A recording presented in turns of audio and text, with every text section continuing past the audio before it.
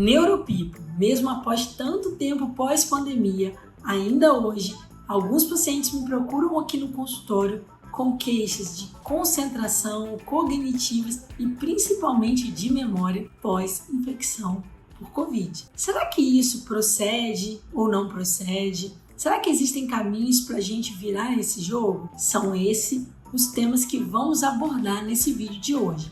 Se você do outro lado se interessa por saúde neurológica, já aproveita, se inscreve e ativa aqui o sininho. Mas vamos lá! O Covid realmente foi um grande transtorno para a população mundial e para nós profissionais de saúde, porque durante muito tempo a gente não entendia a essência dessa doença, não entendia os pormenores dessa doença e a gente precisou avançar, aprender durante a pandemia. Mas de cara, a gente percebeu que a infecção pelo Covid-19 determinava diversas manifestações neurológicas. E a gente denominou essa condição de queixas cognitivas que incluíam déficit de memória, dificuldade de concentração, dificuldade de reter novas informações, dificuldade de ter uma clareza mental, como brain fog, que é uma sigla do inglês que significa um cérebro nublado, um cérebro com névoa, atrapalhando essa clareza dos pensamentos. A gente percebeu duas situações que tinham mais propensão a causar esse brain fog, que seria a infecção em pessoas acima de 50 anos e o segundo era a perda importante do olfato ou uma perda prolongada. Esses dois cenários eram sim relacionados à maior propensão de desenvolver queixas cognitivas.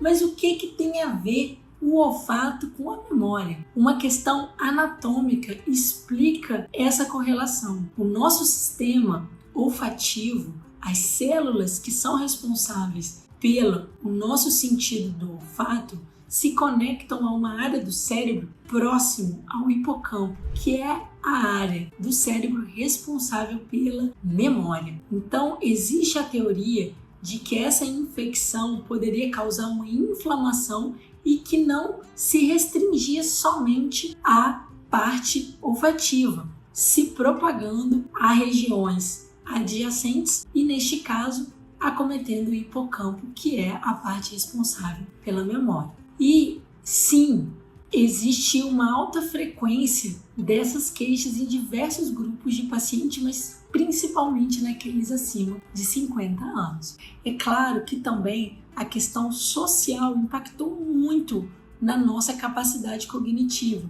O isolamento social, o medo que pairou sobre todos nós, a perda de entes e pessoas queridas, tudo isso impactou muito na cognição. Mas parece sim que existe um mecanismo específico da infecção pelo Covid. E o que a gente pode fazer primeiro para comprovar? Os exames de imagem não ajudam muito nessa fase mais tardia. O que pode nos ajudar a realmente detectar se aquilo de fato procede, se existe um problema cognitivo, são os testes neuropsicológicos, que além de confirmar se há uma questão de prejuízo da memória, ajuda a gente a entender em que outras partes da cognição existe algum grau de prejuízo. E como a gente trata isso? Bom, depende do grau da gravidade. Existem até alguns medicamentos que podem ajudar, mas não existe um medicamento específico para essa questão pós-Covid. O que a gente sabe é que algumas terapias complementares são cruciais para ajudar processos que envolvem declínio da memória. E quais são esses tipos de terapia? Primeiro disparado é a atividade física. Parece clichê, parece balela, mas a atividade física ela é crucial porque ela integra várias áreas do nosso cérebro, ela ativa o nosso cérebro de uma maneira muito significativa.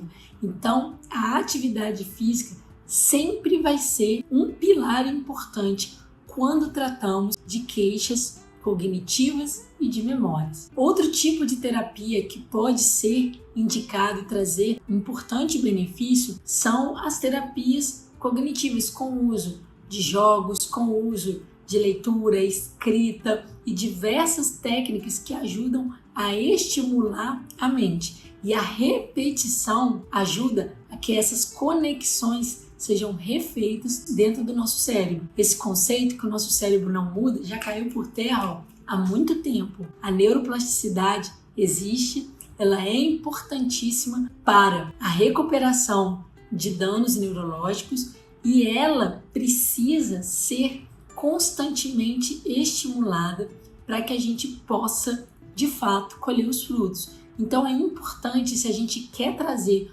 um melhoramento, um benefício na parte cognitiva e de memória, a gente precisa manter a nossa mente ativa. A gente tem que manter a nossa capacidade de aprendizado, de ser desafiado. Existem alguns medicamentos que podem ser usados? Existe sim. Só que esses medicamentos vão ser indicados para casos mais graves. Alguns suplementos também podem ser indicados, mas não existem estudos grandes e em específico nesse assunto mostrando que realmente os suplementos são grandes divisores de água. Mas só para você aí do outro lado saber o que existe já com um grau de evidência menor, mas que pode ser útil.